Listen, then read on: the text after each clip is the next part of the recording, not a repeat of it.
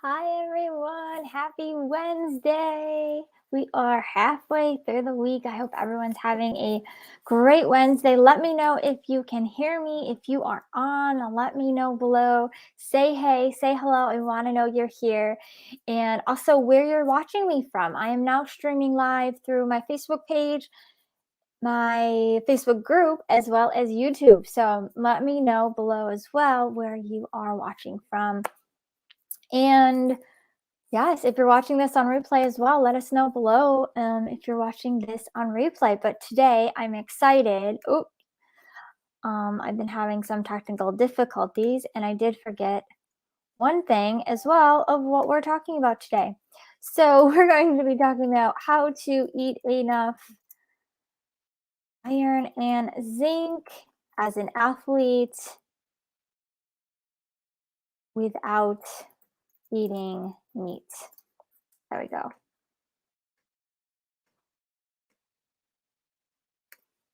There we go. Okay, great. I got it. So, yes, that is what we're going to be talking about today. How to eat enough iron and zinc as an athlete without eating meat. So, maybe you're a vegetarian, maybe you're vegan, and you want to make sure that you're eating enough iron and zinc. Those are probably the most common things in feed. I would say iron, low iron. I have run across that with working with clients with low iron that are vegan. Not as much zinc hasn't really came up, but I think zinc is probably harder to kind of figure out that that's the issue that's going on. Iron, you usually can figure that out pretty well because you are tired, you're not feeling very well. Fatigue. It could lead to really affecting your performance. So a lot of different things. But before we get into that, let me know, guys, let me know how your week is going. I've been having one of those weeks of just up and downs and feeling good and then not so great and just struggling and just kind of pushing through.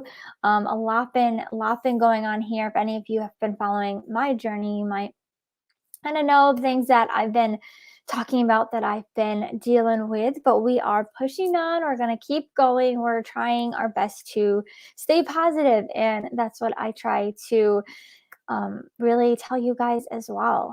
We're all challenging, we all face challenges, we all face struggles.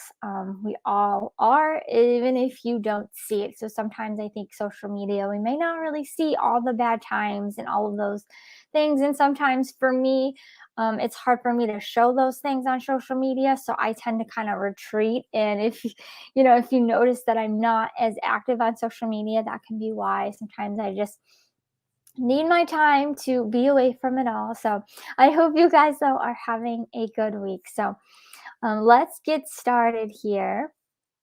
Hopefully you guys can hear me okay. So how to eat iron and zinc. I got my little cheap sticky notes here as well. Oh, as well, and if you don't know who I am, you probably do, but my name is Coach Kayla. My name is Kayla Slater. I'm a plant-based dietitian, nutrition, and run coach. So how to eat more iron and zinc even as an athlete without eating meat. So first of all, iron and zinc are very important for athletes. So iron is involved in transport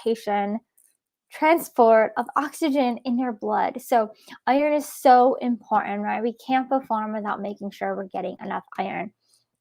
Fortunately, iron is found in our blood. So for women that, have a cycle, you may be losing blood every month. So a lot of times that can be why, plus, our diets and, not eating meat, because that's a good source of iron, right, can affect that. So that's kind of where that comes from. Zinc is also very important as well to make sure that you're eating enough zinc. So number one is eating leafy greens and vitamin C. So iron is found in meat, but there's two different types of iron. So the iron found in meat is heme iron.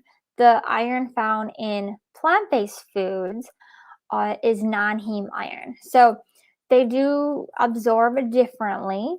So a really good tip is to take plant-based source when you're eating plant-based sources of iron. So for example, leafy greens, let's say spinach, eat that or drink with vitamin C. So my example is always having a spinach strawberry salad, or maybe having some spinach in the morning, maybe add that to your smoothie that also has fruit in it, or even adding your spinach to a bagel, or having maybe a tofu scramble, adding some spinach in there, and also drinking some orange juice. So what happens is that vitamin C helps absorb more of that non-heme iron into your body. So even if you feel like you're eating enough, there are little tricks and little things that we can do to really increase that absorption rate, because that's what really prevents us as vegetarians and vegans, is just that absorption of iron, and also just making sure, again, and I think I talk about this a lot, but just making sure that you're eating enough as well. Number 2 is cook in a cast iron skillet. So it kind of sounds maybe kind of silly to you if you've never heard this, but it really is true. So you may know iron if you've learned about that periodic table, right? It's a metal, and it kind of seems crazy that we actually can get iron that is a metal from a pan that we cook our food in into our blood, and that's actually what we need, because usually we're like, no, no, no, we don't want anything that's foreign, right, or metals in our foods, but we do need iron, and you can get some iron to your body, and you can absorb it in your body if you cook in a cast iron pan. Now, my mom actually loves to cook in a cast iron pan. I don't use one. I don't know why. I've just never gotten one. Um, I mean, it does depend on kind of what kind of stove you have, but they are really nice. They do, it really does pan fry stuff and kind of make it crispy as if you're kind of cooking on a grill. So try that out. You can buy a cast iron skillet, you can buy a small one. There's bigger ones, there's different sizes, but I think a small one is only probably no more than $30. So that can help you to increase your iron. Good afternoon. I'm not sure who joined. Oh, I also forgot to mention that I am going live using StreamYard. So if you do join, say hi, let me know who you are as well, or click that link above to let me know who you are. And number 3 is to limit your tea consumption. So if you've never heard of this, tea, and it can be any tea, but mostly green teas has the higher amount, is teas have tannins in them. Tannins actually inhibit the absorption of iron. So even if you're eating those non-heme iron foods, you may not be getting absorbing that iron from the iron from those foods, because there's that inhibitor there. So I'll tell you guys a little bit of a short story real quick, but I used to be a huge green tea drinker. I used to drink green tea every day. I would say every morning I used to drink green tea. I've never really been a big coffee drinker. There's maybe one period in my life where I was more of a coffee drinker, just because I was working like 10 crazy hours in a kitchen. But besides that time, I was always a green tea drinker. So I drank a lot of tea. And when I first went vegetarian, I actually did have struggled with having my iron high enough. I was never quite anemic, but I did have issues with having enough iron in order to give blood. So I've given blood many, many times. I try to do that routinely. And something that I realized, and I actually think it was somebody when I went to give blood actually mentioned that. And I looked it up and thinking, well, how don't I not know this? Like, I've been studying nutrition, or might have even been an RD at that time. And I was like, oh my goodness, she's completely right. There are tannins in tea that inhibit the absorption of iron. So for somebody as me that's an athlete as well as vegetarian, vegan, I was like, holy cow, like I'm probably drinking way too much tea. I have stopped drinking as much tea. Once in a while, but not every day. And my iron has been honestly fine ever since. So I've been able to give blood. I have not been even close to low as iron as I used to have. So it really did help. So sometimes these little tweaks, these little changes can be really helpful. Just some comments here. Awesome. Glad you guys are joining. Someone said cast iron skillets are the best. I have a few of my grandmother's and I love them. That's so awesome. Yeah, they are the best and they do last forever. So, even if they're more expensive than like a regular pan, they really do last a long time, which is really great. If you take care of them, there is a special way to take care of them and all of that stuff. But we won't get into that today. Someone else said they're here. This is great. Awesome. Thank you for joining.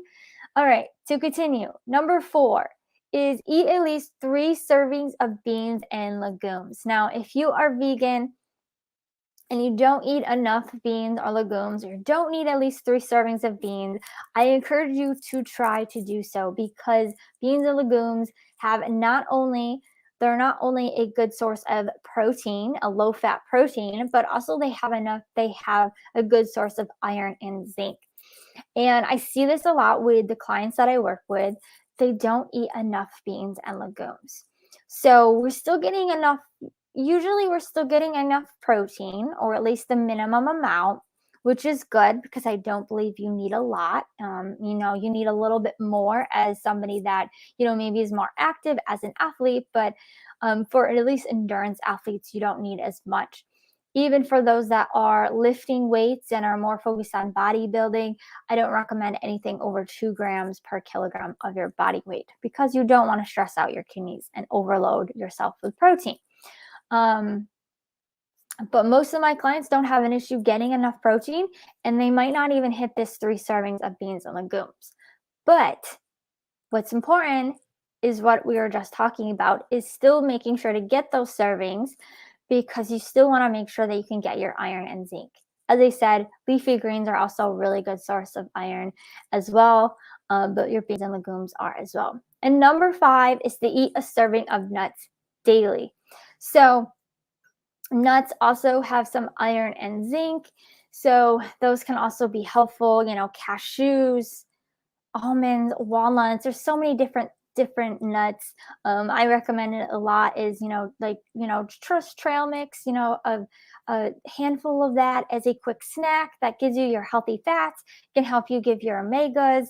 And it can also help getting our iron and our zinc, and also will help with getting up those calories as well. So I love trail mix. It's probably one of the staple snack foods I always have, because it's something I can always take on the go wherever I am and snack on. You do want to be careful not to overeat, obviously, nuts, because they are high in calories and higher in fats, but they are still nutrient dense. So make sure to eat your nuts every day.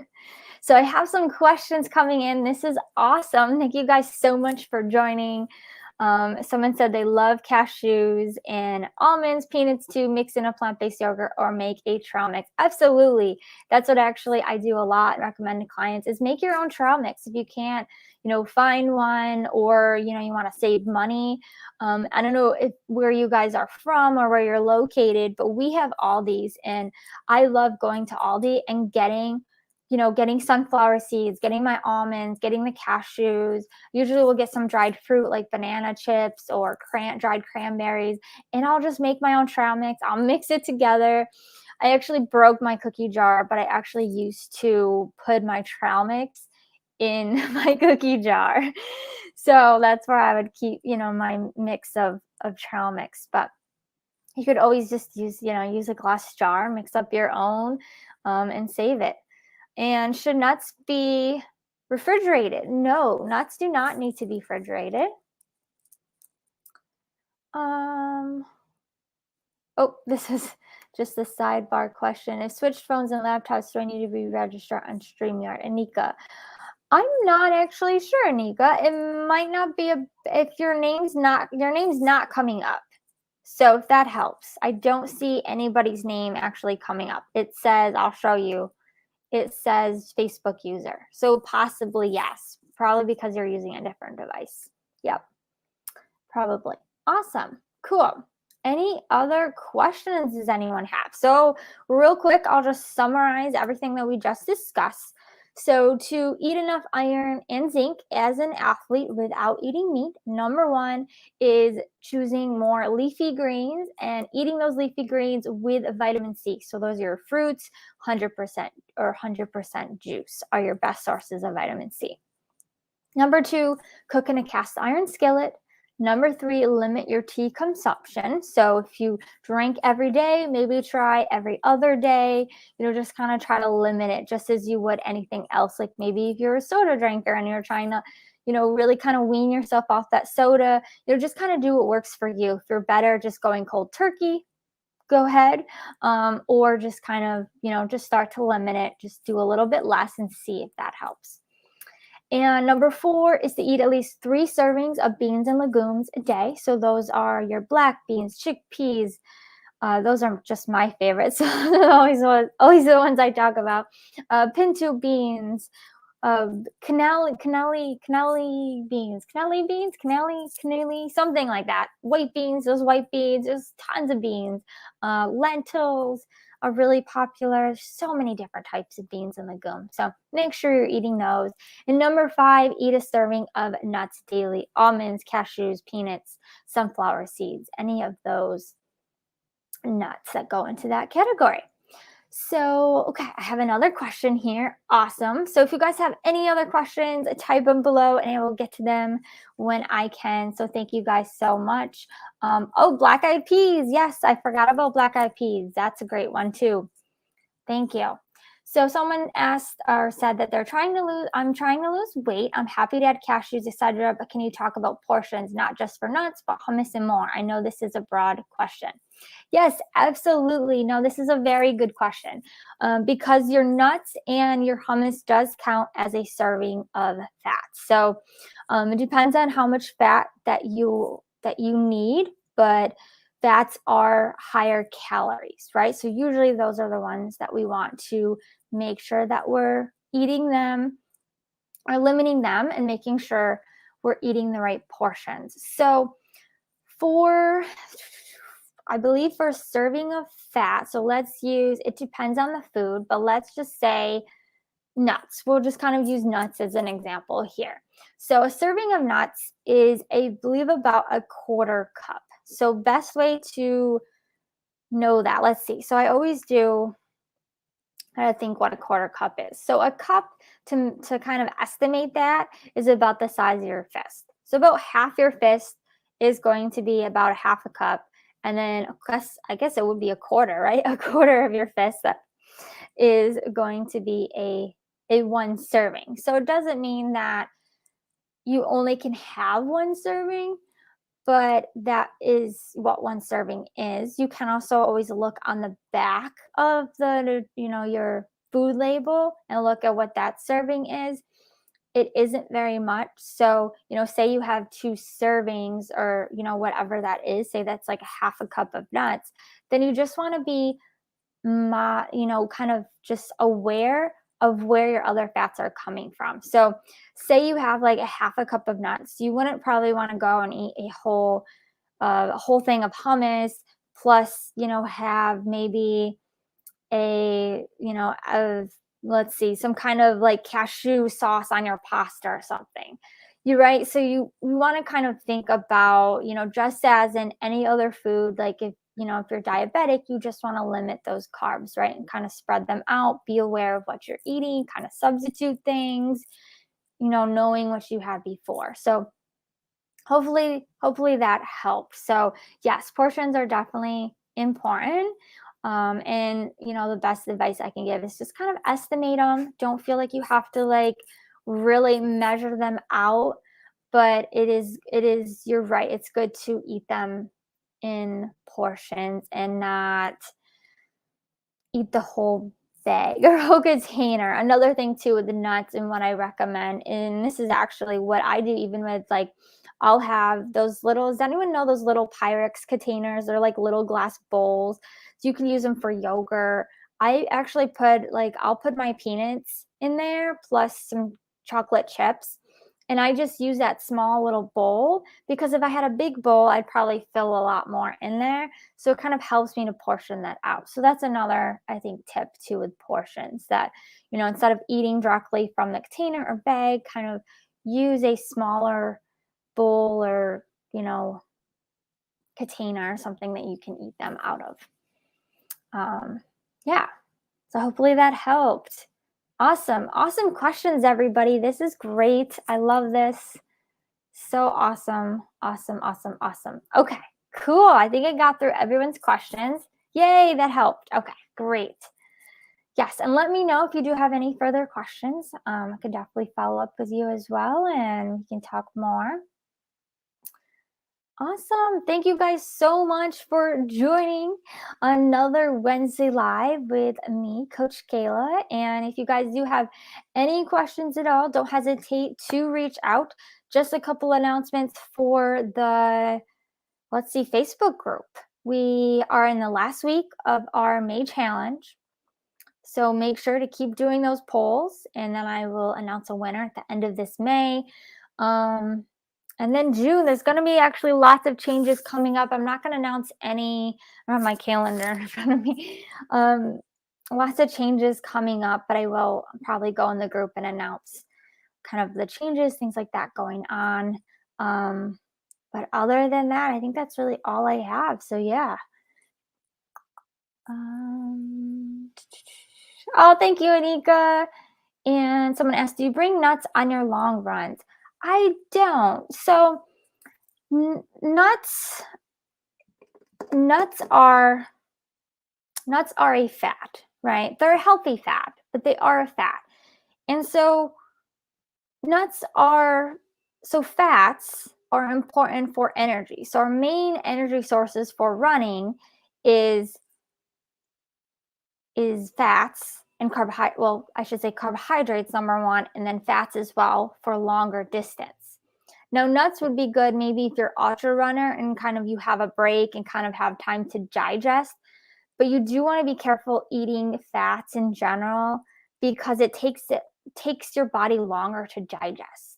So you could try bringing them on your long run, but it isn't usually something that I recommend. I did actually recently, I don't think I actually ever posted this out for you guys, but I did create a document, a guide of plant-based snack foods, like on-the-go foods that you can either take with you during or eat in between your longer endurance races. So check that out. I will actually post that in the group as well, so you guys can have access to that. So if you are interested in getting that document, that guide, let me know as well. So what other questions do I got? Lots of questions. Awesome. Somebody else asked about, how do you clean your iron skillet? Yes. So, oh, thank you, Mike. Mike is on it. Great. Great. Yes, I don't have one, but there is a special way to do it. So yeah, definitely check that out. Woo! You guys. Sorry, guys. My dog just scared the crap out of me. I have a window right here. Yeah, and must be somebody walked by. Scared him. Oh, scared me. All right. Does anyone have any other questions? I hope you guys are awake now. Whew, I'm awake now, even though it's noon here. 12:30 actually. Puppy alarm. Yes, right? Awesome. Thank you, Mike, for sharing that article. That's awesome. And thank you guys for being here. If you guys have any questions at all, don't hesitate to reach out to me. You know where to find me: Facebook, Instagram, email as well works. But if there's any questions you guys have, anything I can do for you, let me know, and have a wonderful rest of your day. Bye.